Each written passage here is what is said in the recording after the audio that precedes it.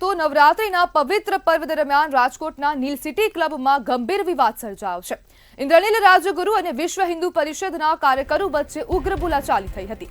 સમગ્ર ઘટનાનો વિડીયો હાલ સોશિયલ મીડિયામાં ખૂબ વાયરલ થઈ રહ્યો છે। નીલ સિટી ક્લબમાં નવરાત્રી દરમિયાન આયોજિત ગરબામાં વિધર્મીઓને પ્રવેશ મળતો હોવાના આક્ષેપો સાથે બુધવારની રાત્રે વીએચપીના કાર્યકરો સરપ્રાઇઝ ચેકિંગ માટે પહોંચ્યા હતા, પરંતુ અહીં પહોંચેલા કાર્યકરોને ક્લબના માલિક અને પૂર્વ ધારાસભ્ય ઇન્દ્રનીલ રાજગુરુએ રોકી લીધા હતા। આ દરમિયાન બંને પક્ષો વચ્ચે ઉગ્ર બોલાચાલી થઈ હતી। રાજગુરુએ વીએચપીના કાર્યકરોને ભાજપના માણસો ગણાવતા અશ્લીલ ભાષાનો ઉપયોગ કર્યો હતો અને લડી લેવાની ધમકી પણ આપી। આ બબાલનો વિડીયો હાલ સોશિયલ મીડિયામાં ખૂબ વાયરલ છે।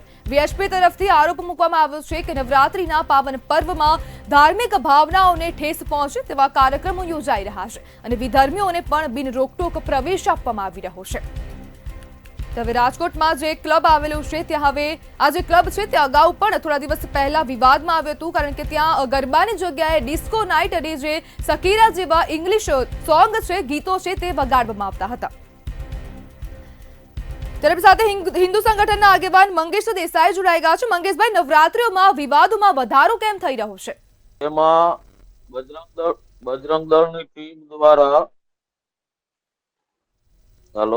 જી મંગેશભાઈ, ગઈકાલે રાત્રે જે નીલ સિટી ક્લબની ઘટના બની એમાં બજરંગ દળની ટીમ દ્વારા જનજાગૃતિનો કાર્યક્રમ અને સરપ્રાઇઝ ચેકિંગ માટે જવામાં આવ્યું હતું અને ઇન્દ્રનીલભાઈ કદાચ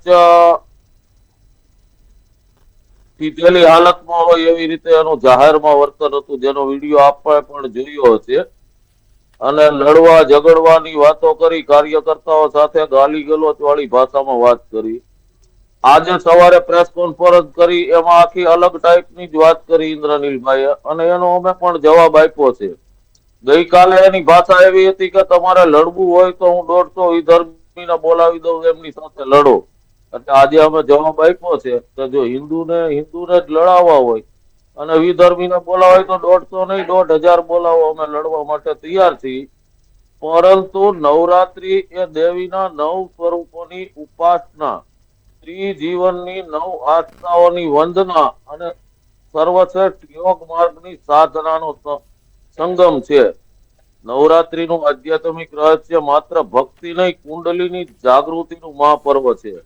નવરાત્રી માત્ર ઉત્સવ નથી, આત્મા શુદ્ધિ અને ઉન્નતિનો માર્ગ છે। એ સ્વીકારી ઇન્દ્રનીલભાઈ પોતે પણ હિન્દુ છે એવું કહે છે, તો એને સમજવું જોઈએ કે આ તહેવાર શેના માટેનો છે। અને ઈ પોતે આજની પ્રેસમાં એવું કહે છે કે હું લોકોને આરાધના કરવા બોલાવું છું, તો 10-20 હજાર રૂપિયા ફી લઈને લોકોને આરાધના કરવા બોલાવવાના હોય અને ત્યાં ઇંગ્લિશ ગીતો અને હિન્દી ગીતો વગાડીને નચાવવાના હોય આરાધના કરવા માટે। જી જી બિલકુલ મંગેશભાઈ, જોડવા બદલ આપનો આભાર।